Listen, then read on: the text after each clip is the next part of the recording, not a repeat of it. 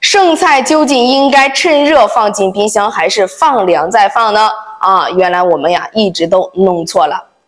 Hello， 大家好，我是小牛，我又来了。在这个快节奏的时代呀，厨房成了我们生活中不可或缺的一部分，而冰箱这个小小世界的大管家，每当夜幕降临呢，或是午后的一个闲暇时光呢，一顿丰富的家常菜总能够温暖人心。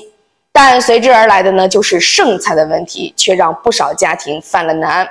一提到冰箱，我们首先想到的是那冰冷的空气，它仿佛呢能够固定时间，让食物保持最初的鲜美。然而，当热腾腾的菜肴与这冰冷的世界相遇，一场看不见的温度之战悄然的上演。老一辈的老人呢常说，热菜不能直接放冰箱，会把冰箱弄坏的。这句话在小牛看来，不仅仅是经验的传承，更是对于冰箱工作原理的一种朴素的理解。要想解开这个谜团，我们首先要了解冰箱的心脏压缩机，以及呢它背后的制冷系统。简单来说，冰箱呢通过蒸发器吸收热量，将制冷剂呢压缩后送入冷凝器，再通过冷凝器呢将热量呢释放到外界完成一个制冷的循环。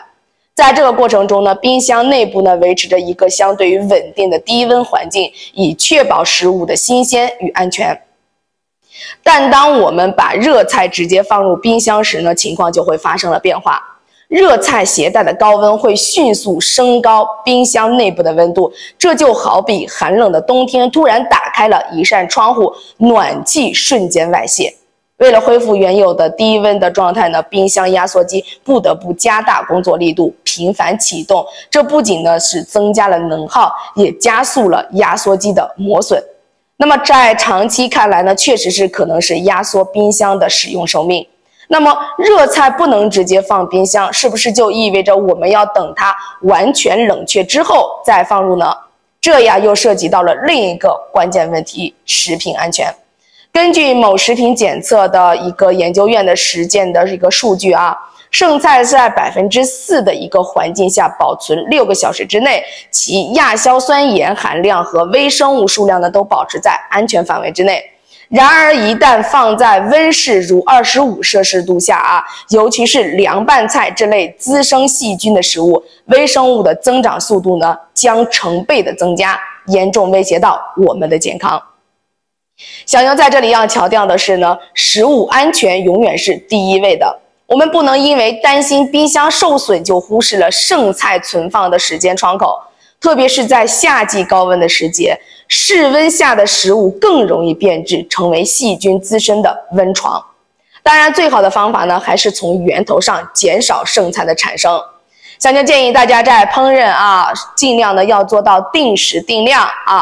根据自己的食量呢，合理的安排药品的这个菜品的一个分享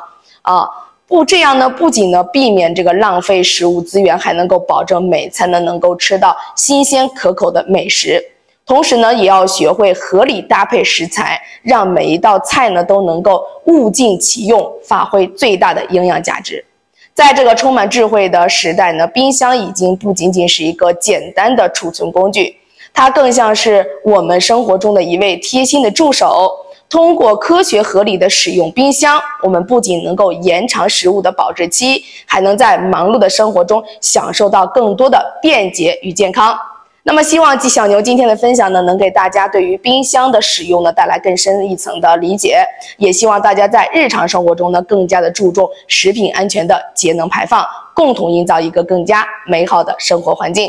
那么屏幕之前的大家们，你们对于这个小牛所说的这个话题有怎样的看法呢？欢迎大家在小牛的评论区留言讨论。今天的视频呢就到此结束了，我们就下期再见啦，拜拜。